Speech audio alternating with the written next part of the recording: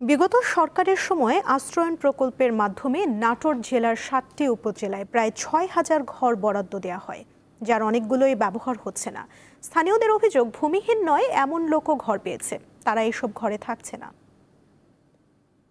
আমি এখন আছি নাটোর সদর উপজেলার বাকশর এলাকায়। বিগত সরকারের একটি আলোচিত প্রকল্প ছিল এই আশ্রয়ণ প্রকল্প।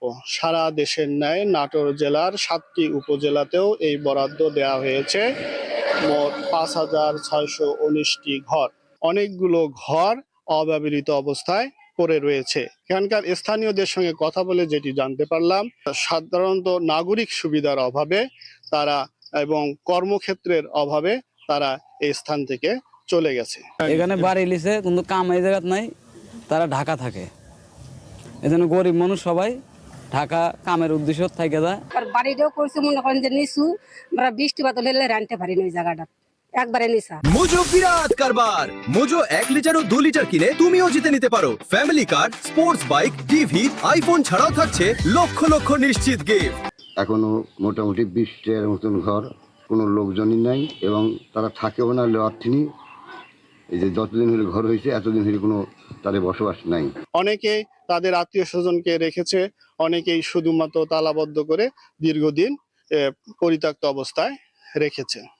অনেকে বলছেন দীর্ঘদিন থেকে এটি রক্ষণাবেক্ষণ করা হয় না, অনেকেই আসেন না তদারকি করতে। ওর এক চাচাতো বোন আছে, তার নামে এই বাড়িটা দেওয়া আছে। তার নাটোর একটা বাড়ি আছে, সে ওইখানে থাকে, আমি এখানে থাকি। এই ঘর যাদের পাওয়ার দরকার তারা পায়নি। তাদের জমি জমা আছে, বাড়িও আছে, কিন্তু তারা দখল করে চলে গেছে আর আসে না। শুরু থেকে দেখতেছি এখন পর্যন্ত কোনো ঘরের লোক নাই। প্রকৃত যারা ভূমিহীন, নাটোর সদর উপজেলার বাকশর এই এলাকা সহ সকল এলাকার আশ্রয়ণ প্রকল্পের ঘরগুলো যাতে সঠিক ভূমিহীনরা পায় এবং তাদের যেন নাগরিক সুযোগ সুবিধাগুলো অব্যাহত থাকে, সেই দাবি জানিয়েছেন স্থানীয়রা। শাহেদুল আলম, দীপ্ত টিভি, নাটোর।